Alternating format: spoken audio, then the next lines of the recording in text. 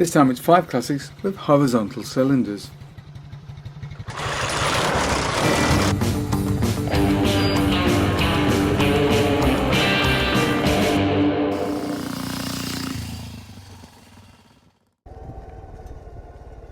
From the Moto Guzzi range to the Honda Cub, horizontal singles have always been quite popular for use on road bikes, the Honda Cub of course being the best-selling vehicle of all time. But it has been featured in competition too, and while the design does have its shortcomings, it remains a popular choice in certain applications. And so here are 5 exceptional examples. The Ascot Pulling. This highly unusual machine was the work of one Cyril Pulling, and the machine was constructed in Letchworth in Hertfordshire, where Cyril had founded his factory in 1928, and there's no doubt Pulling was a Renaissance man, an engineer, an inventor, and a motorcycle racer with a TT win behind him. Ever the innovator, Pulling would mount his 500cc horizontal overhead valve single into a pressed steel frame, and a highly unusual machine which made use of hydraulic brakes, said to be the first on a motorcycle. The engine was of 496cc and with exposed valve gear. This was laced to a 3-speed gearbox with hand change and those hydraulic drum brakes front and rear.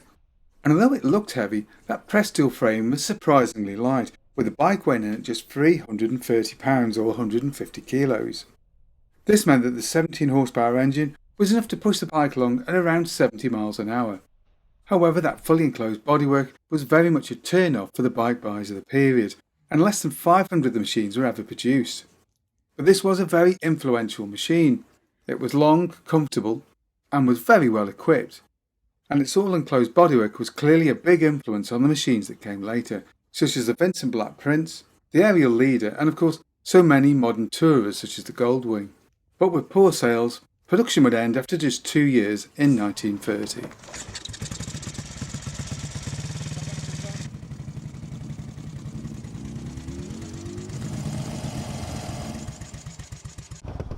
The Airmi 350 Sprint. Airmi was and is a company famous for its aircraft division, but after the Second World War they branched out and began to produce motorcycles. They were reasonably successful, and in fact so much so that they piqued the interest of American company Harley-Davidson, who bought a large stake in the company in 1960, and the stake would become full ownership in the early 70s. Now the company is best known for its horizontal 4-stroke singles, which would first appear as small capacity units, just 165cc, in the 1950s, although of course this would be gradually enlarged and tuned. So much so they were able to use it in Grand Prix racing, with the Pucker Grand Prix 250 making a very creditable 46 horsepower. Enough to see the company to 2 Grand Prix world titles during the late 60s. Even into the 1970s, now badged as Harley-Davidsons, their machines would remain successful, although by that point they were using 2-stroke engines that the Pucker Grand Prix bikes had, being just a simple overhead valve design of 344cc, with its engine, like the Grand Prix bikes however, laid horizontally. There was only a 4-speed gearbox, while the Grand Prix bikes of course had 5-speeders. And of course peak power was well short of the Grand Prix bikes at just 25 horsepower at 7,000 RPM. But this was still enough to push the 323-pound bike along at 92.49 miles an hour as tested in 1969. The 350 may have been unsophisticated, but it handled beautifully and I think performed fairly adequately given the time and gave excellent fuel economy, but unfortunately didn't enjoy the sales of the Japanese bikes and so was phased out in 1974. The Pelli 250 SS.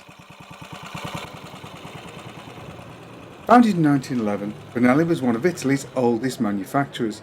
Like so many, it started making pedal bicycles before later moving on to motorcycles, and they would be successful, winning the Isle of Man TT in 1939, as well as a hatful of world championships and national championships too. Now the Pelli 250 SS was produced by the company between 1968 and 1973. They used a horizontal single-cylinder 4-stroke engine of 245.1cc with a boring stroke of 74 by 57. Compression ratio was 8.5 to 1, and the bike produced a claimed 12.5 horsepower at 8,500 RPM. The machine had a 5-speed gearbox and was impressively light, weighing in at just 108 kilos or 238 pounds dry weight. This meant top speed and acceleration were better than you might expect, with certainly just over 70 miles an hour achievable. The Moto Y200. In the post-war era, one of the Benelli brothers would leave Benelli Company itself and establish his own company. This would be Moto Y. The companies would be re-merged in 1962, which is of course why the little Moto Y looks very similar to the 250 Benelli, although the basic engine design is in fact very different, being of 200cc and a parallel twin two-stroke. And despite its modern styling, the machine was actually announced way back in 1952 and was a replacement or at least an upgrade from an earlier 125. And the engine was indeed extremely modern, being of 195cc with a boring stroke of 48 by 54. It produced just 9 horsepower at 6000 rpm, but featured rotary inlet valves and had a 4-speed gearbox held in unit. Top speed was around the 65 to 68 miles an hour mark, which was pretty good for a machine of that size in the mid-1950s. The bike would be phased out in 1960, but its influence would be felt, stylistically at least, for a number of years, with that egg-shaped engine design being a feature on many Benellis after the 1962 unification of the two companies. Moto Guzzi singles. Right from its inception in 1971, Moto Guzzi would produce a range of horizontally mounted 4-stroke singles of various capacities. Perhaps the most modest of these machines was the Arion. The Arion was produced from 1945 onwards and was 246cc and used pressed steel elements in its frame. And whilst generally regarded as a utilitarian model, being of just 9 horsepower, it did feature rear suspension, quite an unusual feature for many machines in that period. Performance of the engine, well, at least initially, was fairly modest, of just 9.5 horsepower and just under 60 miles an hour top speed. This would gradually be increased during the production run of the bike, with the later sports model making 13.5 horsepower and having a top speed of just over 70 miles an hour. And while it may have been utilitarian, it was popular, being one of Guzzi's best-selling 4-strokes of the period, selling well on both civilian and military forms. By the latter part of the 50s, however, sales had dropped off markedly, so the machine was phased out in favour of the all-new Ladola model. Further up the capacity range of the 1950s, we find the Astor. The Astor was of 500cc and was a development of the earlier GTW and the even earlier GTV.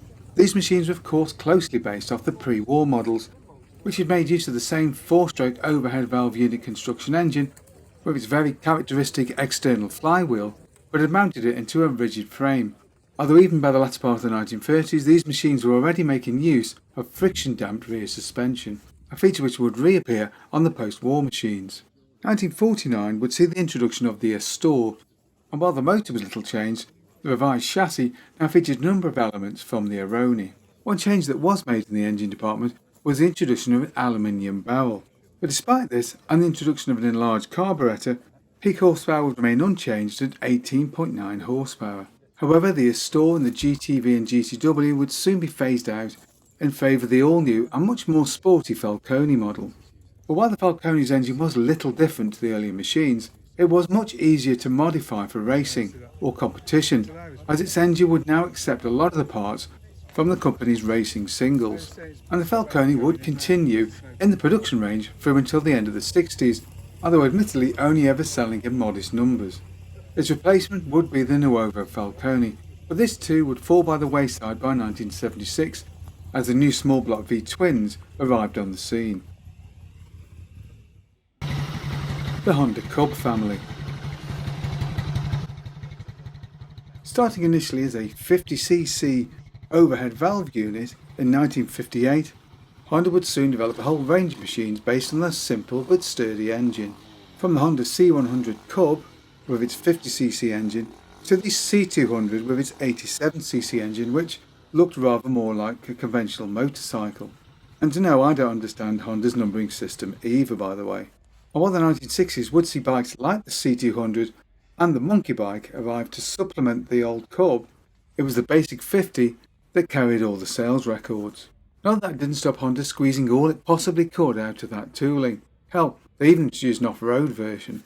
1965 would see a major redesign of the engine, It now features no head cam with an aluminium head, although it retained a cast iron barrel, and this new revised range would feature a C50, C70 and C90.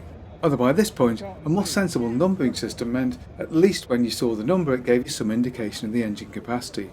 And there would be further evolutions to the engine, with the sizes increasing from 100 to 110 and finally 125 cc's.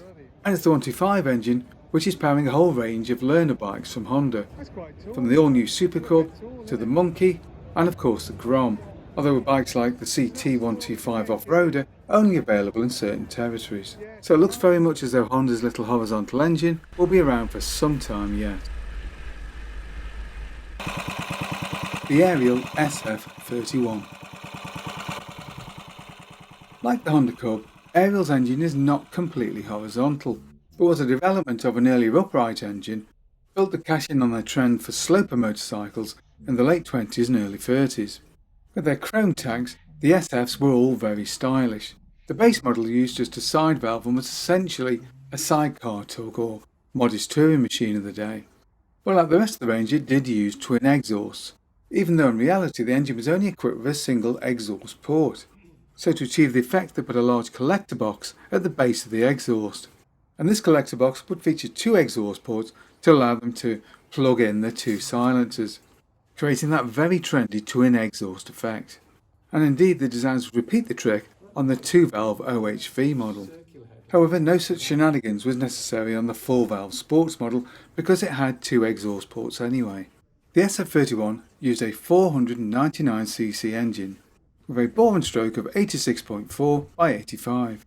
The bike featured a 4-speed hand-change gearbox and a top speed of around 75 miles an hour for the 2-valver, although nearer 80 plus for the 4-valve sports model. Production of the SF was fairly brief as fashion moved away from the sloper engine. What bikes or collections of bikes would you like to see us do a future video on? Maybe you've got a bike we can use for a test drive? Either way, get in touch below. Hope you enjoyed that video. If you did, don't forget to like and subscribe, and of course, thank you very much for watching.